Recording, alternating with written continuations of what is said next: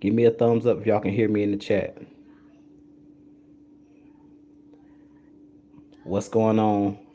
It's your boy Jew coming at you guys with another live.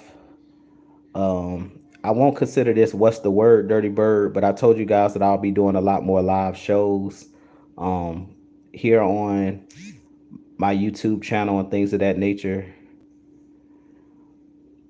Make sure you guys hit the like button. Make sure you guys subscribe if you're not subscribed to the channel.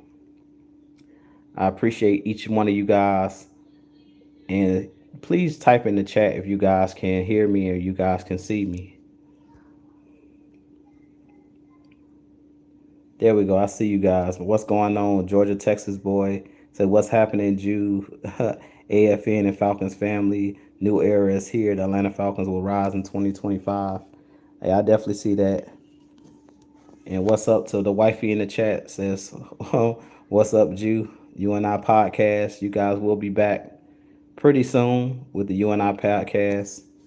Now, I appreciate y'all guys. Let me know that y'all can hear me. We can hear you, Relly. What's going on? 1090. Yeah, man. So I do want to talk about Michael Penix Jr. is the topic of the day.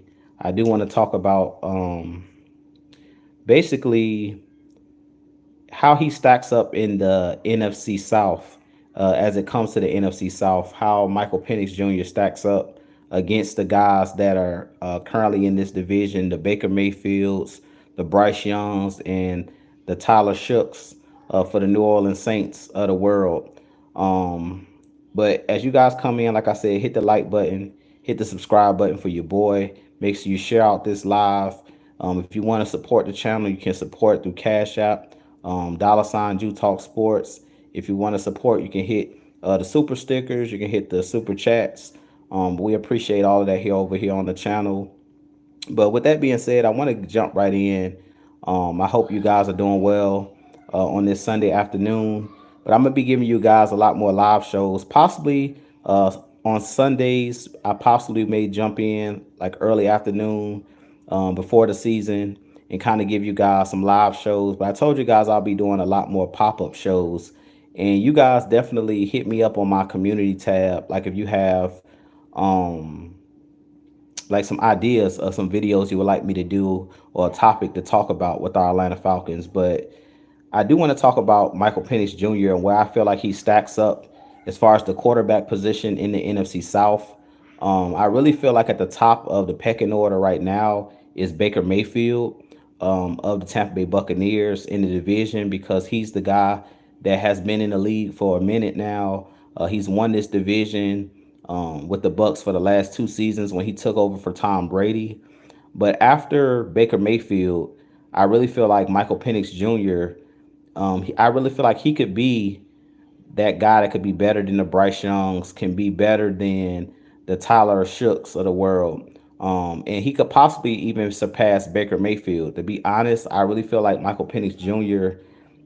Is the most talented quarterback in this division. When you talk about arm talent, I think he has the strongest arm in the division. I think he has probably the most accurate thrower out of the guys in this division. And to me, I think he has a chance to possibly be a future MVP if he hits his ceiling. If you go look at Michael Penix Jr.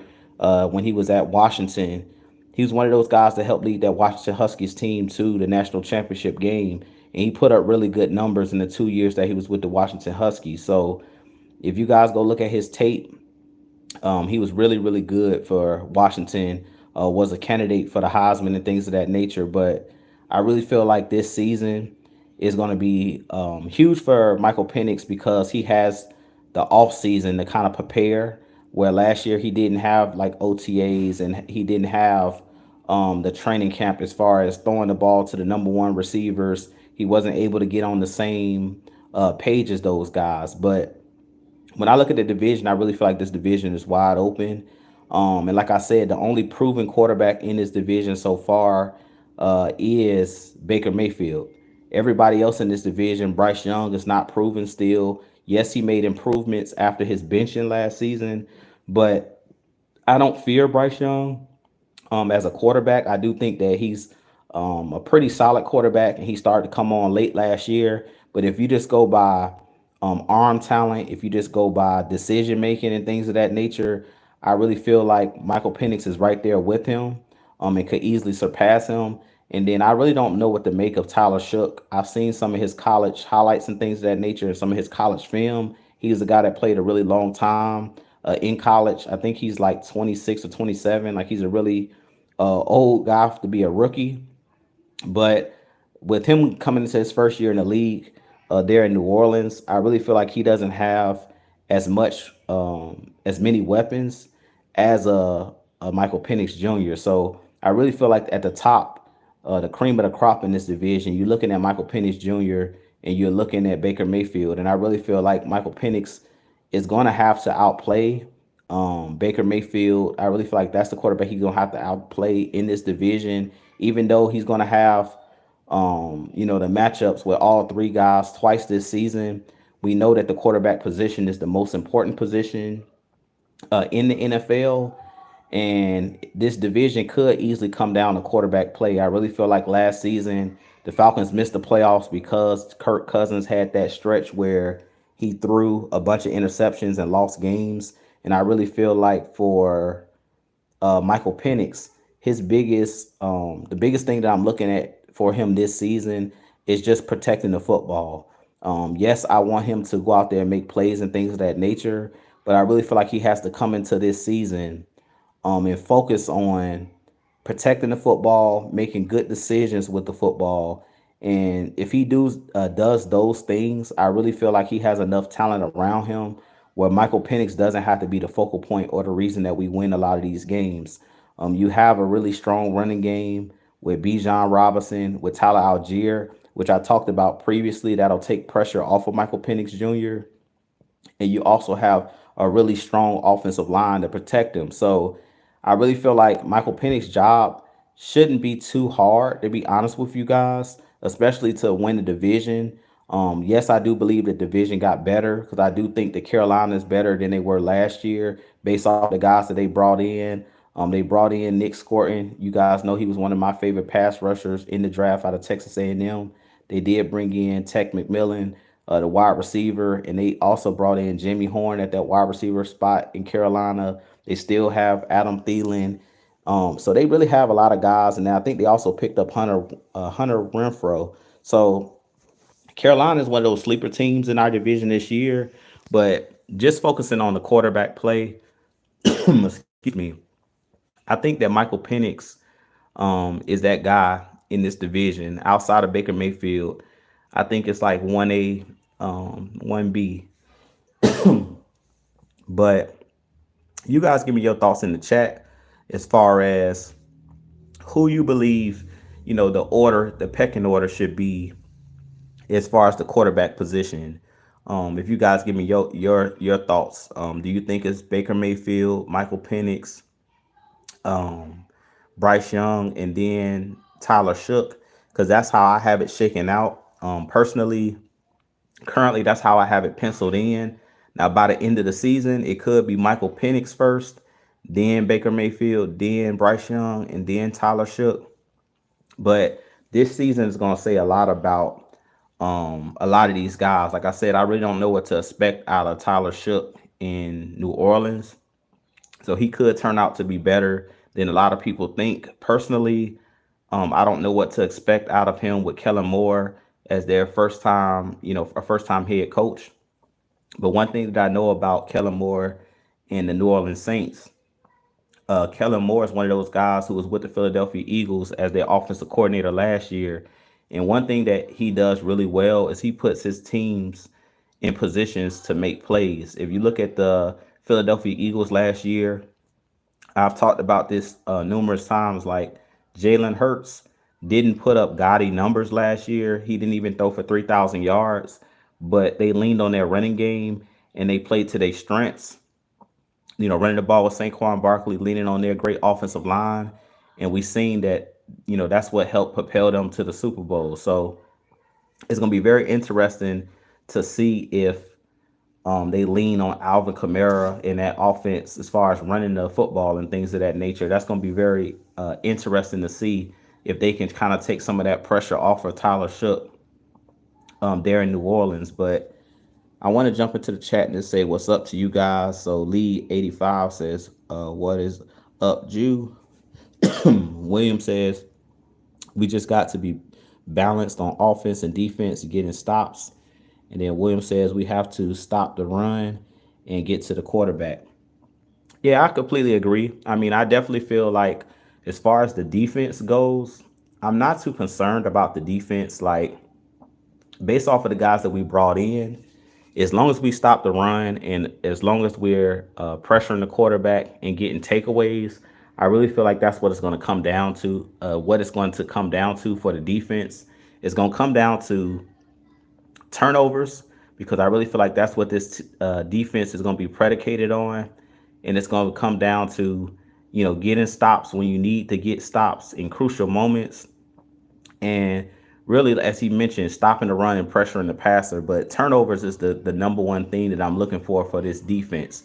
If you give Michael Penix more cracks at a defense and give our offense more opportunities to score points, I really feel like this offense is going to be a top 5, top 10 type offense. I believe last year they said we ranked like number 6, and we didn't even make the playoffs, and we were ranked in the top 10 on the offensive side of the ball. So I expect this offense to put up a lot more explosive plays, and that's something that I've stated under Michael Penix over Kirk Cousins.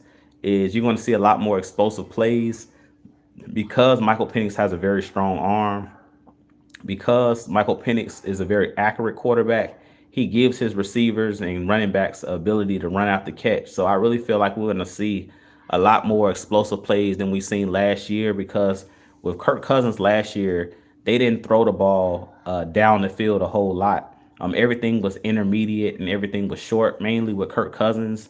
He really wasn't pushing the ball down the field. And another thing with Kirk Cousins is he was a statuesque kind of quarterback last year. He really couldn't move after that Achilles injury. So I really feel like that's going to be key, that Michael Penix is one of those guys that can run the boots. He can run a lot of the different things as far as play action wise, out of the pistol and out of the I formation and things of that nature. And he also can escape the pocket if pressure does get home. And I really feel like last year, especially late in the year when Kirk Cousins went on that slide, he struggled because when pressure would get home, Kirk Cousins was not mobile. He couldn't move. He couldn't dodge pressure. And once teams realized that Kirk Cousins couldn't move, they just automatically started blitzing the A gap and things of that nature, making Kirk Cousins uncomfortable. And that's when we seen Kirk Cousins start to make the crucial errors as far as throwing the picks and things of that nature that we seen last year.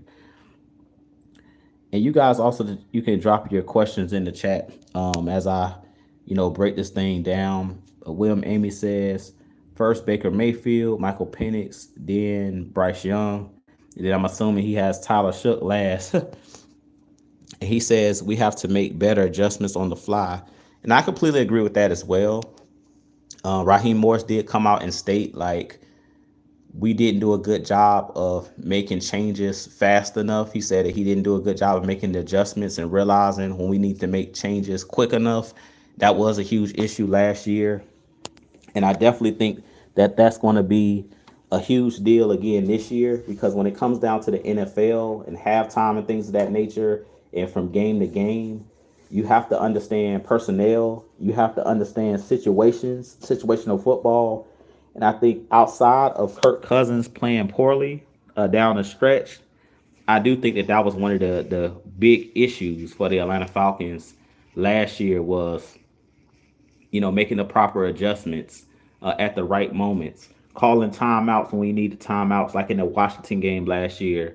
So that was, crucial between Kirk Cousins, poor play down the stretch, and between Raheem Morris, poor clock management.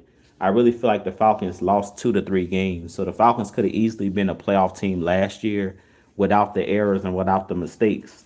So Georgia Texas boy says, do you think the maturity of MPJ will allow him to have a start like Stroud or Daniels? I could definitely see that. I mean, what people don't understand is Michael Penix has played a lot of college football.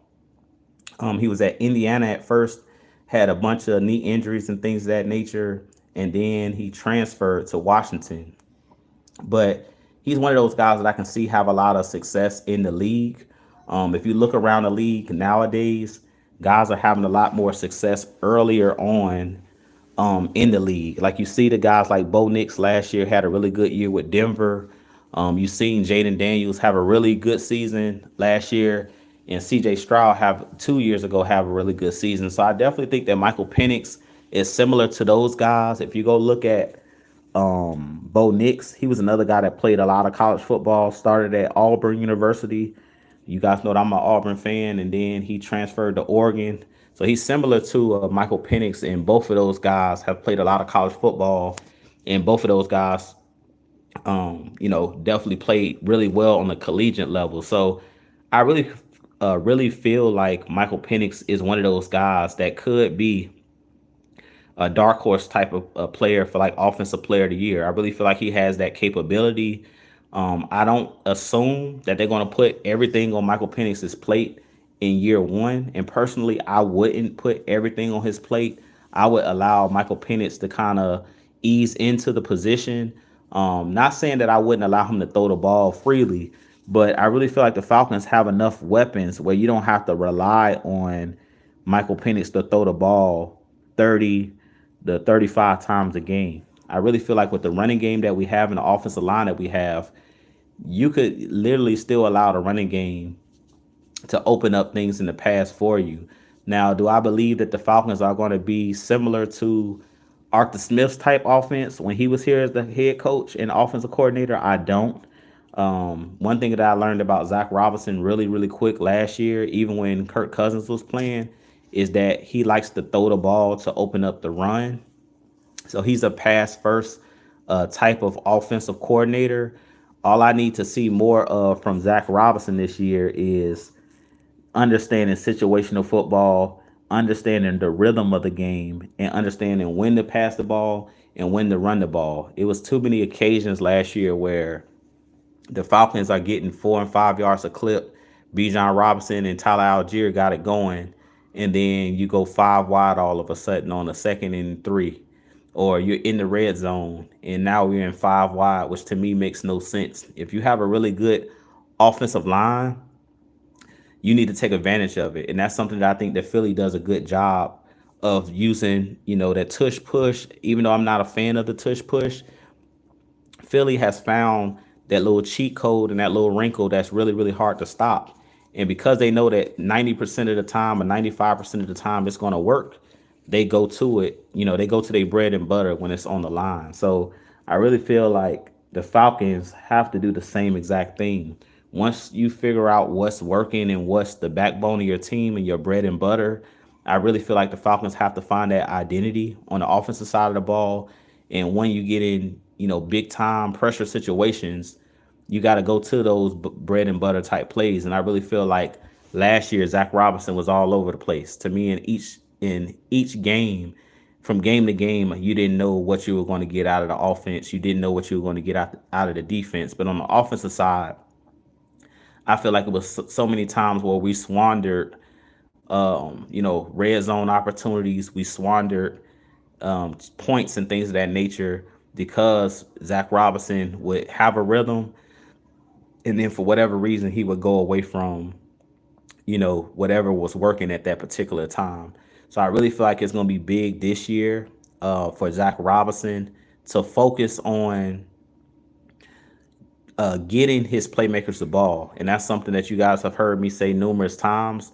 The Falcons do have a lot of mouths to feed. We have a lot of good offensive players on this Falcons roster, but it has to be some type of pecking order. So when you're drawing up plays, especially when they talk about the first couple plays of the game are the scripted plays, I really feel like he has to do a better job of getting Drake London the ball involved early, getting Bijan Robinson the ball early, getting Kyle Pitts the ball early. To me, last year was way too many occasions where you're just, you're not making your star players the focal point, and you're not scheming them open. And that's something that I've said numerous times when people continue to talk about Kyle Pitts and his struggles or his numbers not looking like we want them to look. 90% of that, or I'll say, yeah, I'll say 90 to 85% of that is they're not drawing up plays to get him the ball. If you look at teams like the Kansas City Chiefs and any team that has a dominant tight end, they're kind of force feeding them the ball. Like when Kelsey, gets the football, they're normally scheming him open. When George Kittle's getting the football, he's being schemed open. Like he's the number one or number two option on that particular play that they're running. He's not the dump off guy. Or he's not the fourth guy in the progression. And I felt like too many times last year for Kyle Pitts, even when he got the ball, it seems like he was not the focal point. The only game that I can consistently or can say that I seen them make an effort to get Kyle Pitts the ball consistently was in the game against Tampa on National Tight Ends Day. On that day, Kyle Pitts showed us what he can do. They literally force fed him the ball. They drew up plays where he was the focal point in those particular plays, and we seen what he could do. On that day, he had a big game against the Tampa Bay Buccaneers because they fed him the rock.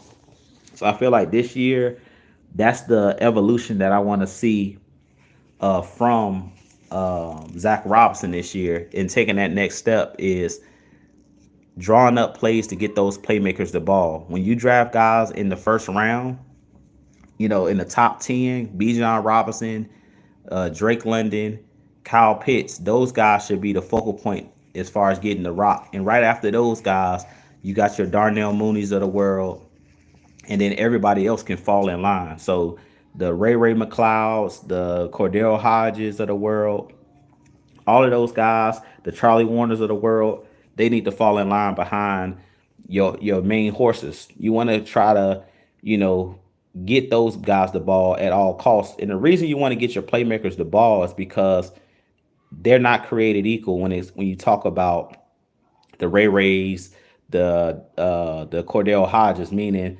chances are if I dump the ball in the flat to Bijan Robinson, he's gonna make somebody miss. He's gonna make something out of nothing. He's gonna make an explosive play. If I drop a play for Drake London, 9 times out of 10, even if it's a jump ball or it's a 50-50 ball, 9 times out of 10, he's going to come down with the ball. There was too many times last year when they tried to get the ball to, say, like a Ray McLeod, where the ball would get dropped. And it's because really they have no business getting, force feeding or even giving a guy in Ray McLeod that many targets. Not saying that Ray McLeod is not a good player, but to me, Ray McLeod shouldn't be the focal point unless it's like an end around, or unless it's I would say Ray McLeod shouldn't be being targeted more than 5 times in a game. If you're drawing up plays for him, he should be the dump off guy. He should be the guy where it's almost like gadget type plays. He shouldn't be your focal point. And if you are going to make him the focal point, this is the reason why I said, like, you might as well let Kyle Pitts trade Kyle Pitts. If you're going to, just give the ball to those secondary ancillary guys, then there's no need to having those top first round guys that you're paying all of that money to. If you're going to just feed the Cordell Hodges, you're going to feed the guys that are the secondary type guys. But with that being said, I'm going to jump back into the chat really quick and say what's up to you guys. So Charles B, what's going on? He says salute. What's going on, man? I appreciate you joining me. And Georgia Texas Boy said, I think Zach is getting a head coach job. Will depend on the development of Michael Penix Jr. Yeah, I definitely could see that. I hope that he doesn't get hired as a head coach like after this season. But if Michael Penix Jr. has one of those big years where he puts up like 4,000 yards passing, 30 plus touchdowns, I could easily see Zach Robinson being a guy that someone wants to hire as a head coach, because we know that that's what the NFL is going to. If you look at a lot of these teams, they want the upstart, young offensive minds because the game and the rules are, predicated towards the offense. So I could definitely see teams wanting to hire him, similar to the O'Connells, that's the head coach at the Vikings. We're seeing a lot of these upstart, young offensive minds that are getting a lot of these jobs. For one, because they want to get somebody that can develop their quarterback and they can put their quarterback in the system where they can succeed. But for two, usually those guys, are really able to draw it up. They're really good, really brilliant at scheming guys open. So that's why I say I want to see that out of Zach Robinson this year. He has to prove that he understands time and possession. He got to understand when to call certain plays, and he got to show me that he understands how to get your playmakers the ball. Because we know when playmakers don't get the ball, that's when they get frustrated, and usually that's when you lose a lot of games. To be honest with you, when you got your main guys out there, but they're just mainly being used, um, to get other guys open. Like you're not really trying to get them the ball. You just have them out there on the field to try to be a decoy type situation. Usually that don't pan out well when you just have a guy out there just being a decoy. We need those guys to touch the rock because they're big time playmakers. And Dre Murphy says what it do, what the business is, everyone. How y'all doing on and feeling on this Sunday fun day afternoon? Man, doing good, Dre. I appreciate you joining me as always. And let's see. And William says we have to win games earlier. Only tough games we have is Commanders, Buffalo Bills, and Vikings and New England.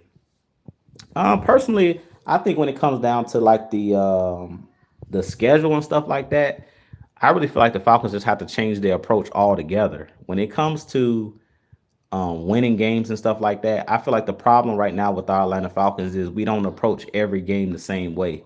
We got to approach every game with the idea that this team can beat us, because all of these teams in the NFL, we know that the parity is real in the NFL. We know that all of these guys are being paid and all these guys are professionals. And I really feel like the biggest issue that I've seen with our Atlanta Falcons over the last, I'll say, 5 years is like we play down to our competition.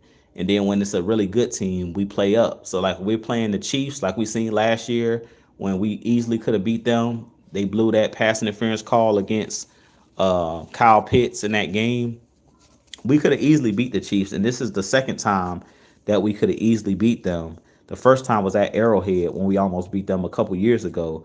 But it's just like I feel like it's certain games where we play up, and then you see games like Week 18 against Carolina where you lose a game and allow them to put up, I think, close to 40 points when you're just the better team all the way around. So we can't have that from week to week. We need to see more consistency out of our Atlanta Falcons. We got to approach every game like it's the Super Bowl. You got to approach every game like this team can beat us. We got to respect our opponent. We can't just make assumptions that we're going to, win games. We can't make those assumptions, or we can't just think we're going to roll our helmets out there. And because on paper we're the better team and on the point spread we're the better team, the other team is just going to lay down. In football, especially, we know, like I said, that parity is real, and these guys take it personal. The other team hears all week that the Falcons are the favorites, and they take that personal. So we got to come to the game with the right mindset. And William Amy says, I need Rook to step up and Brandon Dorless. Yeah, we need everybody to step up this year, to be honest. I do think that Rook is one of those guys that could easily have a starting role on his team. If he proves himself, he could take that nose position or that three tech position. Rook is one of those guys that's very athletic, can do a lot of different things. At times, you can either line Rook up, I think, as like a big defensive end, because Rook is one of those guys that's supremely athletic. That's the reason why they wanted him. He ended up being a Grady Jarrett replacement, which we just, we saw over the offseason what they let Grady walk and he went to Chicago. So Rook has big shoes to fill, but I definitely think that Rook is one of those guys that can have great success in the league. I definitely think that he has the athleticism and things of that nature. Now, when it comes to Brandon Dorless, he's someone that played multiple positions as well at Oregon. And I'm very interested to see what he can bring to the table because he really didn't get a lot of playing time last year. So I really don't really know what to expect out of a Brandon Dorless. But I think we need all of these guys to step up. The Falcons at this point are in like a young player movement. Like we're in that particular position at this point with allowing some of these guys to walk. And Sonia Howell in the building. What's going on? She said, with the red and black. I appreciate you joining me as always. And Charles B says, wonder will Rondell Moore still be with the Falcons? No, so Rondell Moore, I think he signed with another team. I don't remember exactly who he signed with, but he was a free agent after last year. He got hurt last year, and I thought that he would have been one of those guys that could have helped the Falcons, similar to like a Scotty Miller, similar to Taylor Gabriel, similar to like a Ray Ray McLeod. He's a guy that's like a gadget guy, but he can run a lot of different routes. He's kind of like the Zay Flowers type wide receiver that plays with Baltimore, really fast. A guy that can do the end rounds. Even when he was with the Cardinals, they would line him up in the backfield and toss the ball to him as well, because he's one of those explosive athletes with the ball in his hands. So I definitely think that Rondell Moore would have been a nice fit with his team, but he signed with someone else. And I think Georgia Texas boy said he signed with the Vikings. Yeah, Rondell Moore, really good player. I hate that he got hurt last year because I definitely think he could have helped not only on the offensive side of the ball, but he's also a guy that's really good on the special team side of the ball.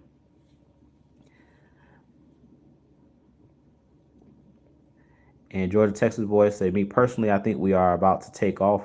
For a takeoff, look at this roster. We are finally young and have complete team from players and coaches. Yeah, I completely agree. This is probably the most complete team that we've had. And I definitely think that Raheem Morris at this point and his coaching staff have no excuses. And that's why I was glad that they went out and brought in Jalen Walker. They brought in James Pierce Jr. and double dipped, and then they brought in even the guys on the back end like Xavier Watts, Billy Bowman. I think they did a really good job of filling the weaknesses that we had and filling the vacancies that we had. So I definitely think that this team at this point, it's no excuse as far as the roster. The roster has been built to win.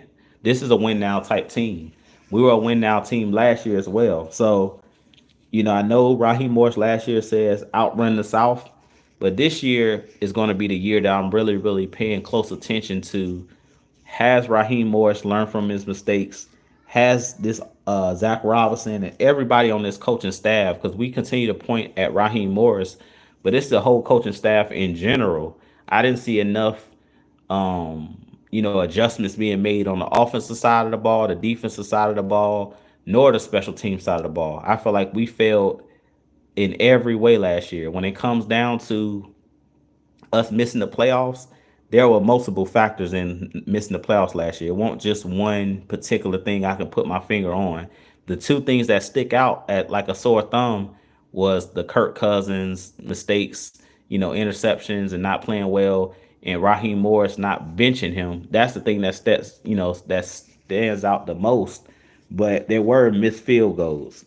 There were drop passes that were intercepted. There were mistakes that were being made by all of the players, and it looked like they just took turns on making mistakes last year that end up flipping the season on its head. And shouts out to Miss Christie in the building. She says, "Afternoon, everyone." And Dre Murphy says he hopes the family's doing good. Yeah, everybody's good, man. I appreciate you. Appreciate you asking. And D Coleman says, "Sup, Jew? What's going on, man?" And William Avery says we need more runs with Tyler Algier. And I completely agree with that as well. Like, I think the thing about Tyler Algier, they need to run this running back lineup similar to what you saw with Detroit, but they had Sonic and Knuckles. You had Montgomery running the ball, you had Jameer Gibbs running the ball. That's what I want to see the Falcons do. They need to kind of like split these carries up, and whoever the hot hand is at that time, ride the hot hand. But I really feel like there are certain instances where Tyler Algier, it's like the game just fits perfect for him, where you need to allow him to play bully ball. Tyler Algier is one of those guys that's a tone setter, and he's hard to stop because he's not going to get tackled usually by one person, and he's always falling forward. He's not a guy that loses a lot of yards because he's a one cut and downhill type of runner, so he's not going to do a lot of wasted movement and things of that nature. But I definitely feel like that's again what I was talking about with Zach Robinson. You have to understand momentum. You have to understand when to call, the right play, when to sub guys in, sub guys out. That's a part of coaching, and I really feel like that's an underrated part of coaching, of knowing when to press the right buttons. But the good coaches know how to do that, and that's why I mentioned earlier about Kellen Moore. Last year, he turned that Eagles offense around and that team around and helped them win the Super Bowl because he understands time and possession. He understood, okay, Saquon Barkley is right now playing on another level. So we don't have to rely on Jalen Hurts' arm. So we're going to ride the hot hand, and they rode that hot hand all the way to the Super Bowl. If you go look at those games against the Rams in the playoffs, if you go look at, pretty much all of their games in the playoffs, Saquon Barkley took those games over with his legs. I believe the first player of the game, I don't know if it was in the Rams game or the game against the Commanders. I believe it was the game against the Commanders in the NFC Championship game. Saquon Barkley scored on the first play of the game, like a 60-yard touchdown run. So that's just understanding who you are, understanding that our offensive line in Philly is unstoppable. So I'm going to run the ball and not rely on Jalen Hurts' arm. If I don't have to throw the ball, and they have good wide receivers, they got AJ Brown, they have Smitty over there, out of Alabama, but they didn't have to lean on those guys. They didn't have to lean on Devontae Smith or AJ Brown or Dallas Goddard, their tight end. They basically just leaned on the offensive line, leaned on their running game, and play actioned off of it. And most teams couldn't stop it because, like I said, they were running the ball for 5+ yards a clip. So when you run the ball that well, it's just sticking with it. And we know the game is won and lost on the trenches, and the Eagles are very good on the offensive line and on the defensive line. So I really feel like the Falcons need to take a page out of that book. When you see Tyler Algier and Bijan Robinson got it going, keep running it. Keep running the ball. You can throw the ball, off the play action and things of that nature, but you don't have to force the quarterback to be the reason why you win. And I feel like it was way too many games last year, especially down that stretch where we went on that losing streak, where they were just relying way too much on Kirk Cousins. Once they seen that Kirk Cousins' arm was shot, once they seen that his confidence was shaken, they should have pulled him, they should have benched him, or they should have predicated the game plan around the running game. And you seen that in that game on Monday Night Football against the Las Vegas Raiders, where they clearly just was like, we don't trust Kirk Cousins at this point. That was the game right before the benching. We won the game barely, but they relied on Bijan. They relied on Tyler Algier to run the ball, and we easily won that game just off of physicality. So sometimes you just got to be smart. And let's see here. Georgia Texas boy says our backup right now to me is like Dunn and Duckett. Yeah, exactly. I agree. Yeah, Dunn and Duckett is another good example. Bijan would be Dunn, and Algier would be Duckett. Exactly. And Juice 31 says, "Hi, what's going on, man? I appreciate you joining me." And William says Zach Robinson needs to get Tyler Algier early in games and use Bijan in the pass game situations. Well, I think they did need to use both of them. I feel like he needs to use both of those guys. Let them play off of each other.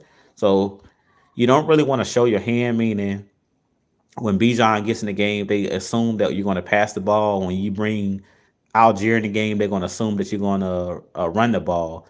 I would let both of those guys go out and catch passes, and both of those guys run the ball, because Tyler Algier has better hands than he gets credit for. He's a guy who can catch the ball as well out of the backfield, and both of those guys are great in blitz pickup. So I wouldn't even mind last year. I seen games where they had Tyler Algier and Bijan Robinson in the backfield together.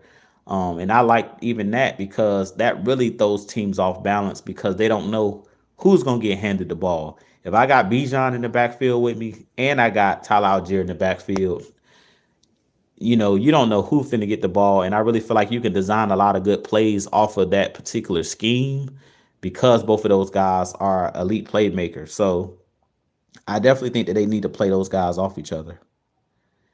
And Dre Murphy said, "You, what is up with the rumors, aka talk about trading my boy, Kyle freaking Pitts, the unicorn? Take a big weapon like that though from Michael Penix Jr. Make it make sense. I'll wait." Yeah, it doesn't make sense at this point. And I made a couple videos about rumors I was hearing. They have mentioned in an article that I think was Sports Illustrated did an article about them possibly trading him for Will Levis, the quarterback out of Tennessee, and a couple draft picks to the Falcons and send Kyle Pitts to the Titans. But personally, I think at this point, and I made a video about this, I don't think that Kyle Pitts is going anywhere, to be honest with you guys. I think Kyle Pitts is here to stay, at least for the 2025 season. Because they say he has some type of foot injury, I really feel like they're just holding him out so he'll be ready for the season and so he don't, get hurt worse in OTAs or get, have a worse injury. But at this point, because they came out and stated, Raheem Morris in his press conference said that, Penix and Kyle Pitts, Drake London, those guys went out there to California and was throwing the ball around and things of that nature to develop that chemistry. I don't see them moving Penix after them having them go ahead and build that relationship and things of that nature. I really feel like before they move Kyle Pitts, it would be smart for the Falcons to do their due diligence, meaning let's see how well Penix and how well Pitts plays together, to be honest. Because I really feel like Pitts is one of those guys that is a big time playmaker, a generational talent. You're not going to be able to replace his production. So if I'm the Falcons, and I've stated this numerous times, I'm not moving Kyle Pitts until he plays a full season with Michael Penix. I want to see what that looks like before I'm just going to get rid of it because I like what I saw last year towards the end of the season. And it seemed like Kyle Pitts, because Michael Penix believed in him and allowed him to make plays, we seen Pitts, it played pay dividends for us. In that Washington game, I think it was 4th and 11 for you to hit, or 4th and 10 for you to hit Kyle Pitts coming across the middle, for that touchdown. That told me that he has faith in Kyle Pitts because that was just like a throw. He let the ball go. His back foot hit. Penix let it go. Perfect throw and catch in a crucial moment. So I really feel like if they give Kyle Pitts more opportunities, which I believe Michael Penix will do, that's going to really, really, give Kyle Pitts more confidence.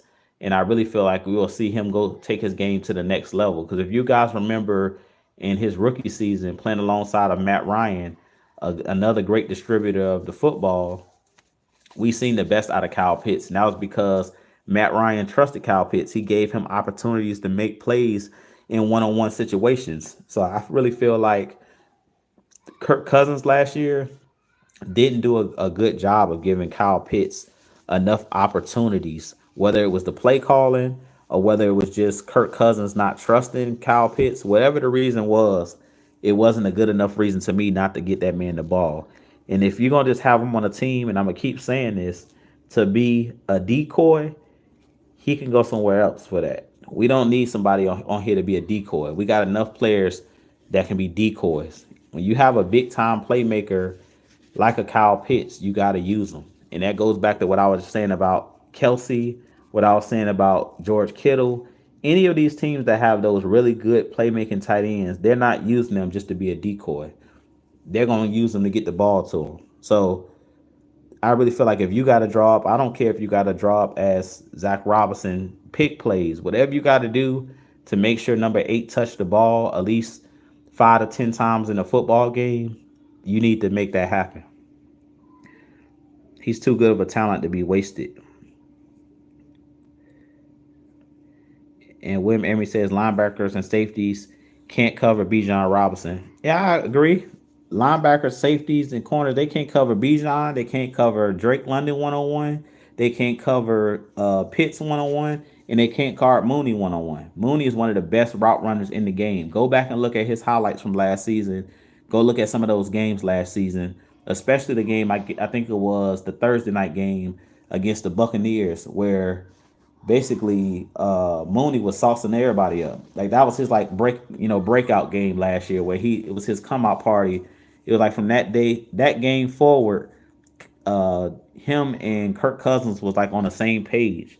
Mooney's one of those guys that is great at creating separation, and he's a big time playmaker as well. He could have easily had 1,000 yards last year if he didn't sit out the last game of the season. So on a lot of teams, Mooney's one of those guys. I believe when he was in Chicago, he has the capability to play up to a number one wide receiver type talent. Like Mooney's one of those guys. He's not the biggest guy, but he's a guy that has great, route running ability, great speed, short area quickness, very good at creating open space, and has great hands. So I really feel like the best is still yet to come for him. And I really feel like the Falcons are going to be a hard offense to stop because you got so many really, really good weapons. And Georgia Texas boys, I'm glad we have the offense to allow MPJ to take his time and not be forced into anything. And that's what I'm saying. I don't want to see him have to be forced into you got to be the man. We don't need Michael Penix Jr. to come in and necessarily dominate as far as you going to be the reason why we win and lose a lot of these games. I don't really feel like we need that. What we need Michael Penix to come in and do is grasp the offense, be a leader out there on the field, be an extension of the coaching staff of Zach Robinson out there calling the plays and stuff like that. Make the necessary throws when the opportunities are presented to you, but don't force anything. Michael Penix don't have to force anything because he has enough weapons. He has a strong offensive line where he shouldn't be under that immense pressure when he does drop back to throw the ball. And then he has two good running backs. So when you got you know, that much around you, you don't have to be special. And that's why I keep going back to the Eagles and Jalen Hurts and the things of that nature. I don't really think that Jalen Hurts necessarily is a great quarterback.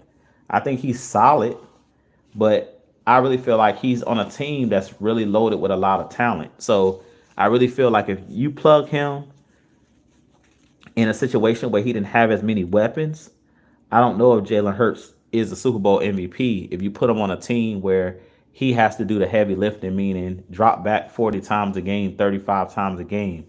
I'm just being honest with you guys. I like Jalen Hurts a lot.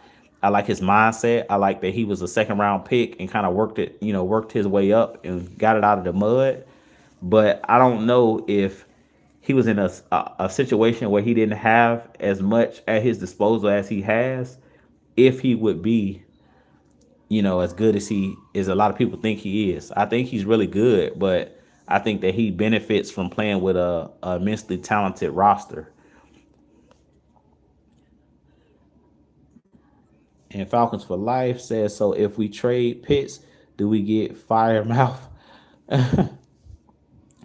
So um I don't think that Pitts is getting traded. Like I said, I think Pitts is here to stay, at least for this season. He's not going nowhere. And Trey Murphy says, heck no. To the no. Will Levis. I'm good with Captain Kirk 2 Chains. Yeah, I mean Easton Stick. Yeah, I mean I don't know, man. I think Will Levis will be a good backup if they decided that they were going to trade Kirk Cousins, which it doesn't look like Kirk Cousins is getting traded at this point because the Steelers now have Aaron Rodgers. I really don't see any opening right now for Kirk Cousins, so I really think that he's going to be the backup this year. But Will Levis, I think, will be a solid backup for the Falcons. Like I mentioned in the video, y'all got to check it out. Will Levis has a strong arm. Will Levis is one of those guys that I think can be developed. He's mobile. He's like the current quarterback that's in today's game. He's not Statue West. He's athletic enough, has a very strong arm, can make every throw. He struggles with anticipating throws as far as his decision making, and he struggles with accuracy at times. But outside of those things, Will Levis is a guy that I think could develop into a really solid quarterback in the league. Of course, he's not going to be the starter because we got Michael Penix, but God forbid if Michael Penix goes down, you do want to have a quality backup. So that's why I say I thought Will Levis would be a quality backup for the Falcons if Kirk Cousins is traded. And Georgia Texas boy said the Falcons about to become the Patriots drafting quarterbacks just to groom and trade away, a la Castle, Mallet, Garoppolo. I mean, that's actually smart. The Eagles did the same thing with Carson Wentz. Once he, started underperforming, they brought in Jalen Hurts as a second round pick, and they still had Wentz as their starter. So, and you see how that worked out. So it's never a bad thing to have good quarterbacks or just good players on your roster because you can use them as trade bait. So I think that it's a good thing that have multiple guys on your roster, and it's also good to have on your roster. If your quarterback goes down, you don't want to necessarily have your season lost because you don't have a solid backup. Because I've seen teams that they have a really good starter, but if they start to get hurt, they don't have nobody behind them that can kind of pick up the load. And then in that instance, your season goes down the drain because you don't have no insurance policy behind. If my quarterback does happen to go down, I want to have a guy that's at least serviceable, at least can make throws and things of that nature, a guy that has grasped the offense. So,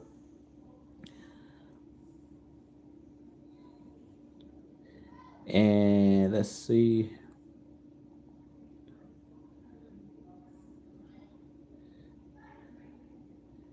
And Falcons for Life says, can you see Jalen Ramsey coming here? Personally, the only way I think that Jalen Ramsey would have come to the Falcons is if the money is right. And I really feel like Jalen Ramsey, I think he makes too much money. I don't think that they're gonna be able to fit him in the salary cap unless they move somebody. If they move Kyle Pitts or somebody like that, that'll create space for a Jalen Ramsey. I wouldn't mind having a Jalen Ramsey on this team because I know that he's very fond of Raheem Morris and this coaching staff. And Jalen Ramsey is a Super Bowl champion. So anytime you can have guys that have a Super Bowl championship, both him and Leonard Floyd was on that Rams team with Raheem Morris as their defensive coordinator. So I wouldn't mind having a Jalen Ramsey on our roster. I just don't know if they're going to be able to fit him under the salary cap. And I think it's other teams that's going to be willing to pay Jalen Ramsey what he's looking for because I really feel like Jalen Ramsey is going to want his money. I don't really see him taking any type of discounts because he's still under contract. So unless they can maneuver that contract somehow, that's the only way that Jalen Ramsey comes to the Falcons. But from what I'm hearing, I think the Rams are the front runners to get Jalen Ramsey. And it was like a couple other teams that was mentioned, but I think the Rams are the front runners. And let's see here.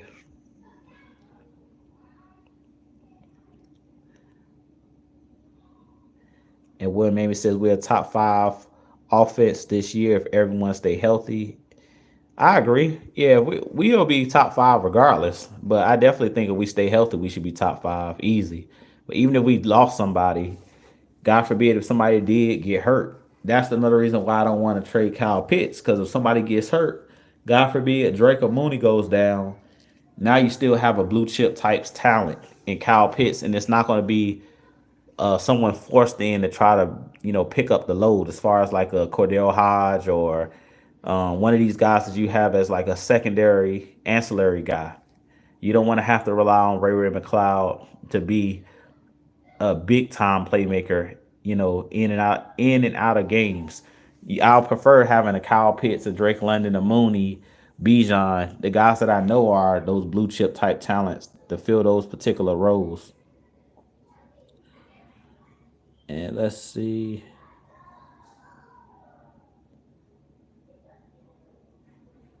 And William maybe said he used a lot of RPO.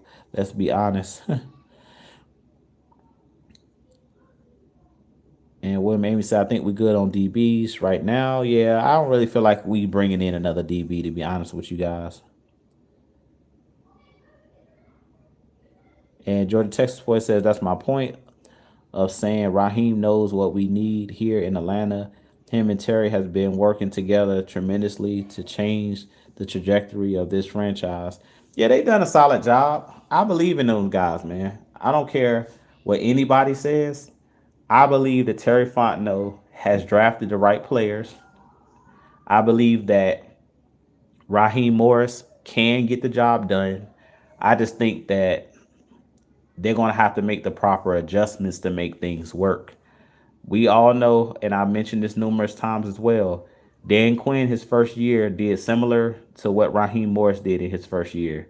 We got off to a 5-0 start, and then we went on a huge losing streak. We end up ending the season at 8-8. Dan Quinn's first year. Second year, we were 11-5 and went to the Super Bowl. So we're gonna hope that this team turns out to be similar to what we've seen in 2015 going into 2016, where Dan Quinn figured it out, where uh, Kyle Shanahan figured it out, and that next year the Falcons were a lot better.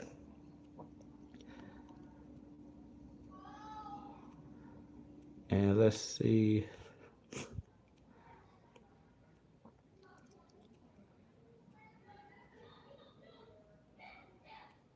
And I see they going back and forth in the chat. So let's see. So at the end of the day, I see them talking about doing the same thing, expecting a different result and things of that nature. I really feel like the Falcons are not doing the same thing, expecting a different result at this point. If you look at what they did in the draft with them drafting two defensive linemen, trading up in the first round, we haven't seen the Falcons be that aggressive, especially as far as drafting defensive players. So I don't think that they're doing the same thing, expecting a different result. I think they did a really good job of being aggressive in the free agency and being aggressive in the draft and bringing in the right talent that fits the scheme. So I think that we're gonna be fine. Like the guys they brought in, the Leonard Floyds, the Jordan Fullers, they brought in guys that know the role, that understand the scheme, and then they went out and drafted guys that would fit the scheme as well. But they brought in guys that are ball hawks. And Falcon says, could you see Nick Nash taking that slot or slot wide receiver role? I could, but I don't think it's gonna happen. To be honest, the only way Nick Nash becomes like the slot, he gonna have to go off in training camp, and he gonna have to go off in the preseason games. But even if he goes off, I don't think that he's gonna surpass a guy like Ray McCloud because they trust the guys that we have. Ray McCloud is really good, and Cordell Hodge is really good. For what you asking them guys to do, to be your third and fourth string wide receivers, they're pretty good. And then you still have Casey Washington as well from last year that didn't even really play. So Nick Nash gonna have his work cut out for him as far as even making the team because we have a lot of good wide receivers on this team and guys that haven't already played that he's going to be battling against. And William Amy says Kobe Bryant got to show up in training camp. Yeah, well, Kobe Bryant is a guy that I think will make the roster. He's a really, really good talent. I was surprised didn't get drafted out of Kansas, but I think that Kobe Bryant, as you mentioned, is going to have a good training camp. He's going to have a good preseason. But I really feel like it's going to be really, really tight when it comes down to the secondary. It's going to be really, really tough with this secondary. I don't know. Somebody's going to be the odd man out as far as not making the active roster because we are loaded between AJ Terrell. We know is going to be a starter. Last year you had Mike Hughes, who you know is going to be a starter. Then you look at the nickel position. You got D. Alford, you got Billy Bowman, you have Kevin King, you have Clark Phillips. Like you're really, really loaded at that secondary. So somebody might not make it to the active roster. That's the only thing about Kobe Bryant. I think he'll make the team, but he gonna really have to ball out and prove that he can take somebody's job. You know, he gonna really have to step up. But I believe in the kid. I think that he has what it takes. And Dre says, me personally, I am ready to see what the defense is going to look like under Jeff Ulbrich. Yeah, I completely agree. I think that this defense is going to be aggressive. That's what I think they're going to be. I think they're going to be fast. They're going to be physical, but they're going to be aggressive. And that's what I feel like last year we didn't see enough of. We played way too much off the ball as far as our corners. We weren't extremely aggressive. We ran a lot of zone coverage and things of that nature. I really feel like this year They need to mix it up a little bit more, run some man concepts as far as the corners, allow them guys to press up, to throw off the timing of the wide receivers' routes and stuff like that, and give your defensive line an opportunity to rush the passer. I really feel like last year, especially in that Denver game, it was evident that we were just giving teams way too much underneath stuff, giving up first downs, giving up little bubble screens, and allowing teams to pick up, first downs and explosive plays off of the most simple plays. So this year, I really feel like the Falcons need to focus on forcing teams to beat them, forcing teams to be in uncomfortable positions. I really feel like last year we made it too easy on people and quarterback and opposing offenses because we allowed them to be comfortable, get up in those guys' face, play some man coverage, blitz at times, mix it up on defense. And I really feel like that's what we're going to see out of Jeff Ulbrich. It's a more aggressive style defense where he talked about these players are not going to have to do a whole lot of thinking. It's going to be more reading and reacting and playing fast. And that's what I feel like the team was not doing last year. Last year was way too much.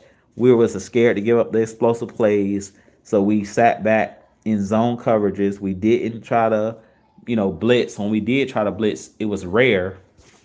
But even when we blitzed, we did too many blitzes that would look the same. Like if you're gonna blitz, you also have to get exotic with your blitzes and mix it up. You can't just blitz Kaden Ellis at the A gap or right up the middle. You have to do different things. Bring a corner, bring a nickel on the blitz, bring a safety. Like do different things to throw off the offense. Run some games up front with your defensive lineman.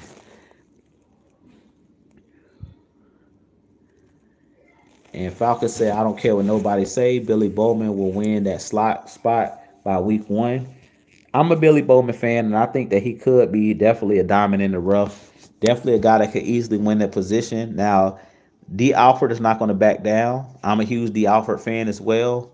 Clark Phillips is going to have something to say about that as well. So it's going to be that slot position in particular is going to be a lot of competition. That's one of the positions I'm definitely watching for training camp because whoever gets that position, they're going to have to be a dog because it's going to be a lot of competition in training camp, at practice every single day, and one-on-one drills and stuff like that. And in these preseason games, whoever wins that spot's going to have to earn it. It's not going to just be given. Let's see here.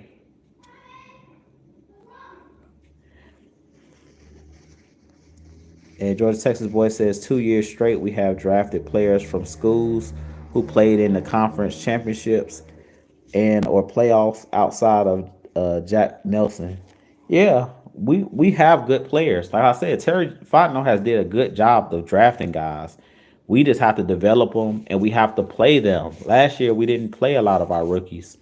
We relied too heavy on the veterans. They didn't give the guys that were drafted, like the Brandon Dorleses, many opportunities to do anything. A lot of those times, those guys were not even dressed. Brandon Dorles, for the most of the time, was inactive the most of the year.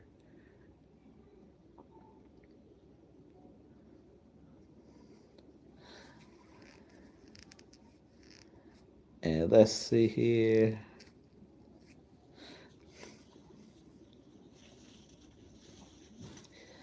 If Falco says, when I say doing the same thing and expecting a different result, was talking about we have to stop putting so many nice guys on the field.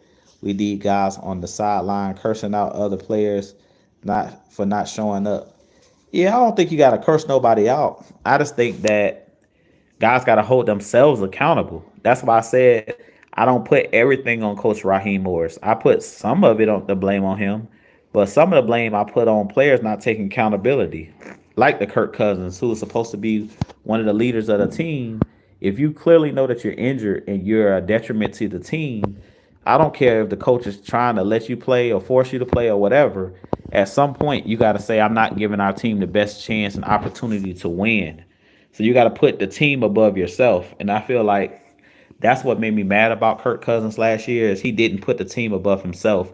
He put himself in front of the team and his own personal feelings above everybody else. And that's what ended up costing the Falcons the season because he basically tried to prove something that I can play well enough through this injury or I can still lead this team. where clearly he couldn't. He just didn't have it. His body broke down. That's just the bottom line. And Dre says, yeah, they have already signed Kobe Bryant to a 3-year deal. I believe it was though. Yeah, they already signed Kobe Bryant. That's why I say I could see him being here for the team. Like I said, it's a youth movement going on. It's definitely a youth movement. Somebody gonna be gone though. Somebody's job getting taken. If these guys, all these young guys, end up stepping up this season, somebody gonna be the odd man out, or they're gonna be on the practice squad.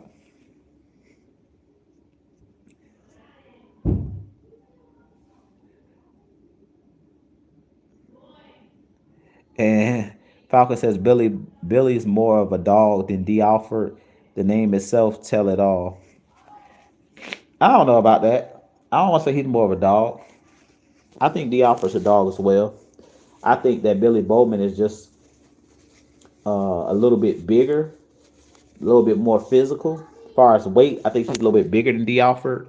But outside of that, I think they both dogs. But I say D Alford.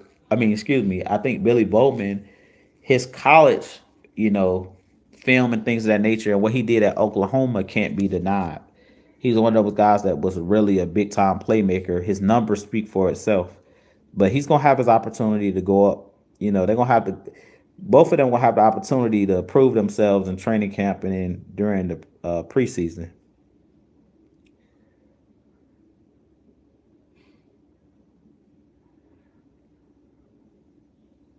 And George Texas Boy says, in saying that that's the difference between Arthur and Raheem. Arthur, outside of the first round, wanted diamonds in the rough, that type player. Raheem wants proven, experienced type players.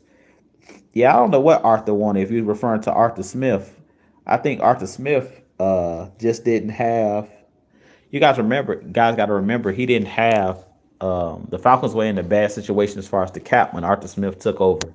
So Raheem Morris walked into a better situation as far as the cap and as far as players that we had already drafted. When Raheem Morris took over, Drake London was already here. Bijan Robinson was already here. Um, so he had more of an opportunity to succeed over Arthur Smith. So I don't really think it's a a good comparison, apples to apples. That's like an apples to oranges comparison. So I got to be fair to Arthur Smith, even though I didn't like some of the things that Arthur Smith did.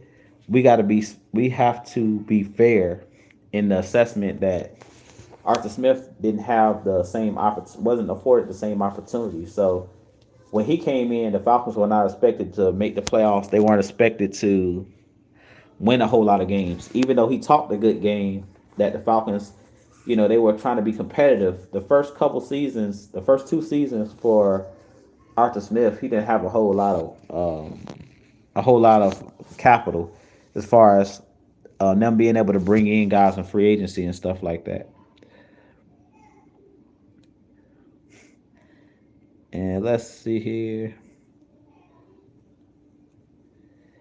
So with that being said, I'm gonna get ready to wrap it up real quick. You guys, if you have a few more questions, I'll answer probably like 2 or 3 more questions. So go ahead and drop those questions, those last couple questions you guys have in the chat. But as I mentioned in this live, I mainly wanted to talk about, Michael Penix, where you guys feel like he stacks and where he ranks in the NFC South. So if before we wrap things up, if you guys want to put it in the chat, I know a couple of you guys joined me after I had went on my little soliloquy in the beginning.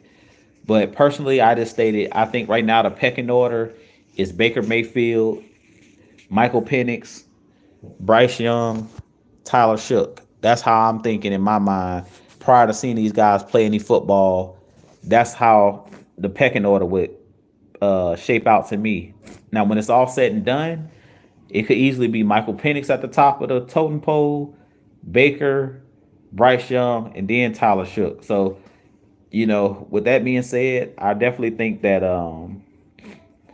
Michael Penix has a chance to do something special this year, and I think that the NFC South is wide open. So I don't think that it's no dominant quarterbacks in our division right now. Everybody that's in here for the most part are young guys and unproven guys. Even Michael Penix at this point, he only has 3 games under his belt. So just looking at that, you can't really decipher how good of a quarterback he's going to be. Personally, I looked at his games, and from the eye test and from his college film and from the film I've seen of last year's games, I think that Michael Penix is going to be special.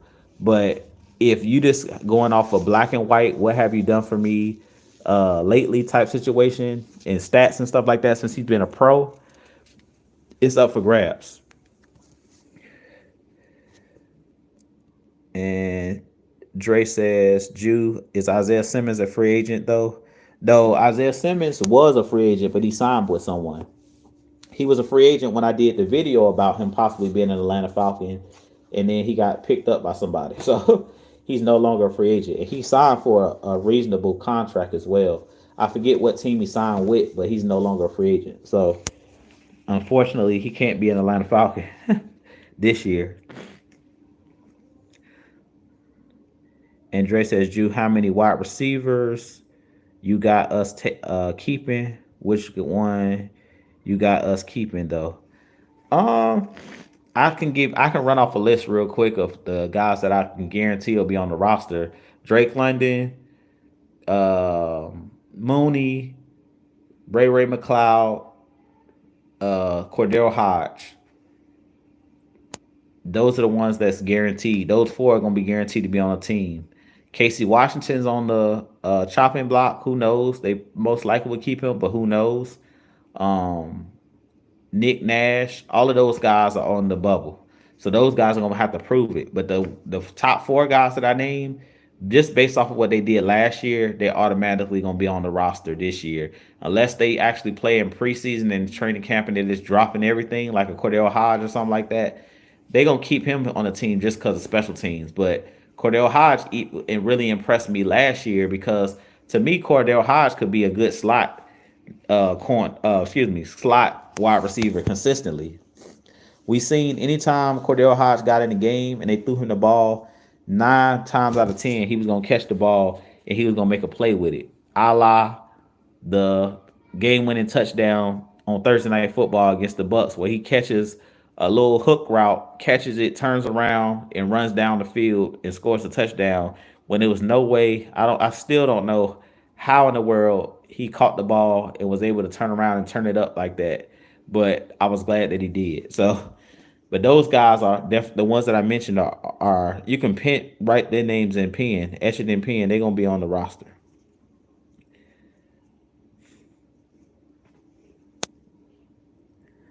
And Jordan Texas Boy said, "Do you see more 21 personnel this year?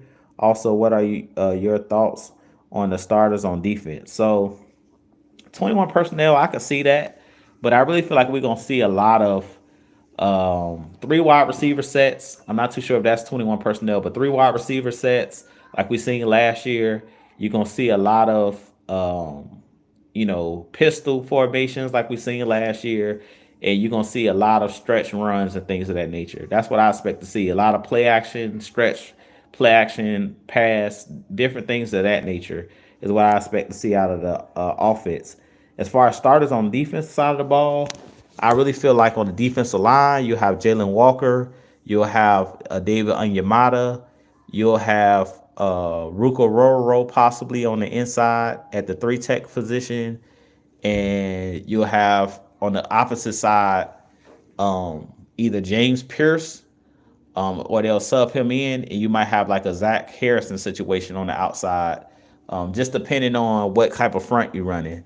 The linebackers, inside linebacker will be Devon Diablo and Caden Ellis.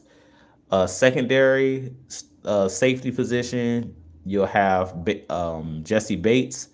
And I really feel like to start off the season, they're going to have Jordan Fuller on the opposite side of at the other safety spot. Eventually, I think that Xavier Watts will get a chance to take that position, but I don't know if he's going to be able to take it in training camp and take it during the preseason. He's going to have to do something special like get an interception, prove that he knows the defense backwards and forward for Raheem Morris to trust him to put him out there. Because Jordan Fuller was on that Super Bowl Rams team with Raheem Morris, I feel like he trusts him, and they probably going to start him to begin the season. But eventually, I think that Xavier Watts could easily pass him up as the season progressed, and as Watts proves himself to the coaching staff, I think it'll eventually be Bates and Watts back there at the safety spots. Corner spots, outside corner AJ Terrell, the other outside corner um, Mike Hughes. Then in the slot, that's where it's going to be the real battle. It's going to be either D. Alford, Billy Bowman, or Clark Phillips. So that's kind of my thoughts and rundown on the starters on the defensive side of the ball and the offense.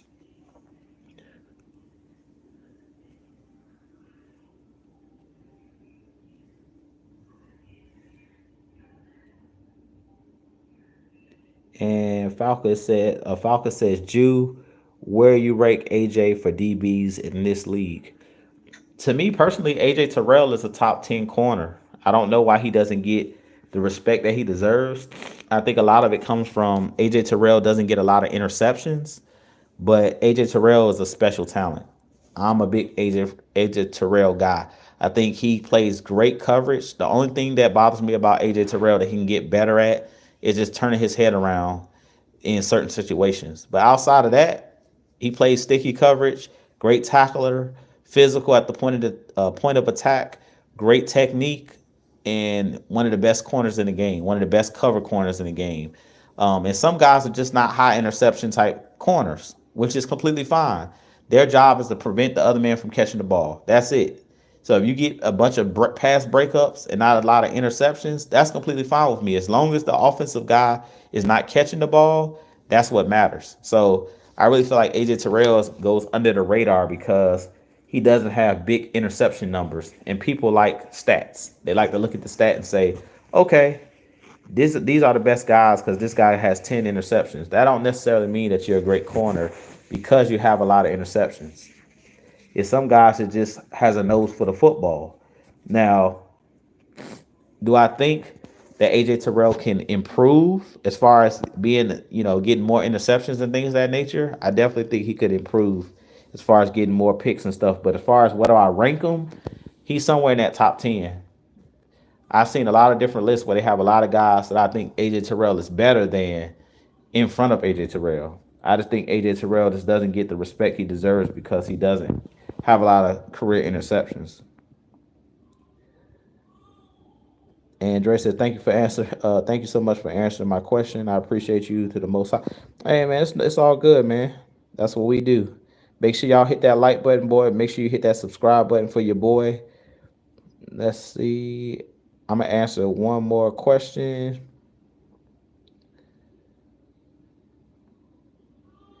And Falcon says AJ shut down all the best wide receivers in the league already, but he also has lost a few matchups.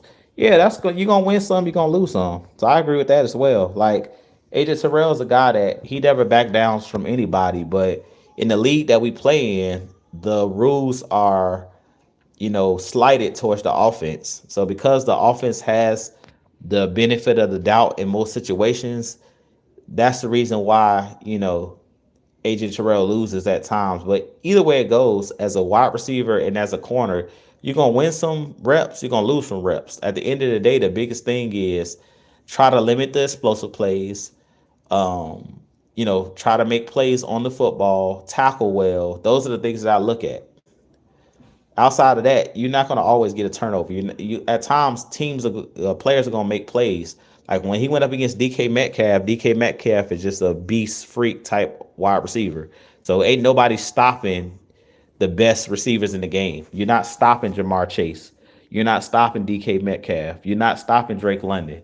Not one on one. You're not. Now, if you want to bracket them and do all of that, okay, that's different. That means you just focusing your whole predicate your whole defense around stopping that one person. So yeah, I mean, you can limit how many catches they get and stuff like that by just bracketing somebody the whole game and double teaming them. But I mean, if all things are created equal, you put that guy on the outside and he's mano a mano with somebody. A lot of times, 9 times out of 10, the better player usually is going to win that battle, especially like these wide receivers. And the way the rules are, you can't touch them past 5 yards. It's really, really hard to stop these athletes from jumping up in the air and making a play on the football. So I really feel like the biggest thing is winning, trying to win more reps than the opposing person because they're going to get catches. So you can, as a corner, the biggest thing is you can't get down on yourself when somebody makes a play. Even if you get beat for a big explosive play, you can't allow that to make your confidence waver. To be a corner, you have to be super confident because teams are going to make plays against you. Players are going to make plays on you, particularly, especially if you're in a one-on-one situation, man-to-man situation. So you got to be okay with, okay, he made a catch.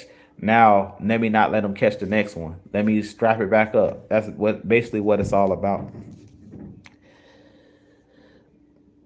But with that being said, man, I'm gonna get ready to wrap things up. And Dre says, "You, when you going to start back up the Tuesday morning shows, though, bro? I know it.